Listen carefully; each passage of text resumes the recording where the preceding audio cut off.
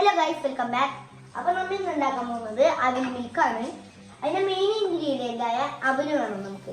Red അവിലാണ് കേട്ടോ white അവലിനെക്കാട്ടും നല്ലത്. പിന്നെ കപ്പലണ്ടി ഉണ്ട്, പിന്നെ പാളയംകുടമ്പഴം ഉണ്ട്, പിന്നെ മിൽക്ക് ഉണ്ട്, പിന്നെ കുറച്ച് പഞ്ചസാരയുണ്ട്. അപ്പൊ നമുക്ക് ഒന്ന്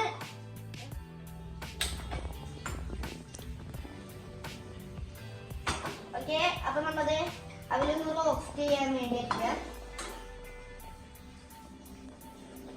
റോസ്റ്റ് ചെയ്തിട്ടുണ്ട്. അതെ, അവല് റോസ്റ്റ് ചെയ്ത് കഴിഞ്ഞിട്ടുണ്ട്. ഇനി നമുക്ക് പഴം ഒന്ന് സ്മാഷ് ചെയ്തിടണം. ഒരിക്കലും നമ്മൾ മിക്സി വെച്ചിട്ട് ഇത് അടിച്ചെടുക്കരുത് ഗൈസ്. അപ്പൊ ഇതേമാതിരത്തെ ഒരു സ്പൂൺ ഉണ്ടെങ്കിൽ നമുക്ക് ഇതേമാതിരി സ്മാഷ് ചെയ്യാൻ ഈസി ആയിരിക്കും.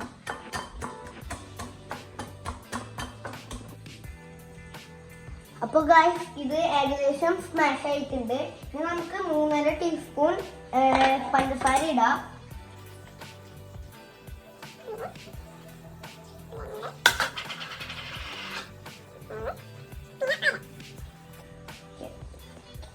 ഇനി നമുക്ക് അപ്പൊ ഗൈസ് നമുക്ക് ഇളക്കണം. അപ്പൊ ഗൈസ് നമ്മളെ ഇത് പഞ്ചസാരൊക്കെ ഇതിലായിട്ടുണ്ട്. അപ്പോൾ ഒരു കപ്പ് പാല്, നമ്മൾ തണുത്ത പാലാണ് ഒഴിക്കേണ്ടത്, അല്ലെങ്കിൽ നമ്മുടെ അവൽ മിൽക്ക് കട്ടയായി പോവും. അപ്പൊ തിളപ്പിച്ച പാല് നമ്മൾ ഫ്രിഡ്ജിൽ കുറച്ച് നേരം വെക്കും. അപ്പൊ നമ്മളെ പാല് ഒഴിക്കാം.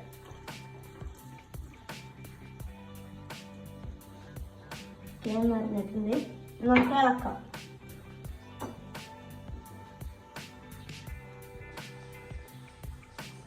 അപ്പൊ ഇതിലേക്ക് നമുക്ക് കുറച്ച് കപ്പലണ്ടി ഇടാം.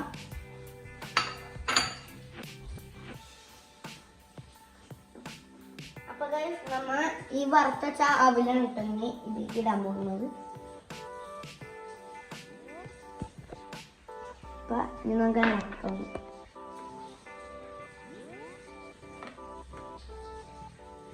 നമ്മൾ ഇത് മാറ്റിയിട്ടുണ്ട് കേട്ടോ, ബീറ്റർ മാറ്റിയിട്ടുണ്ട്.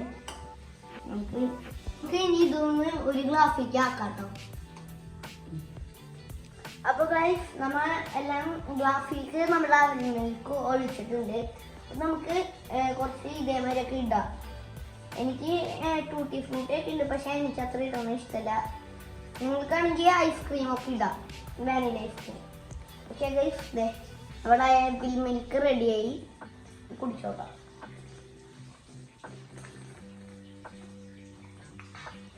നൈസ് സാധനം ഗൈസ്, നല്ല രസമുണ്ട്, സത്യം പറയാം.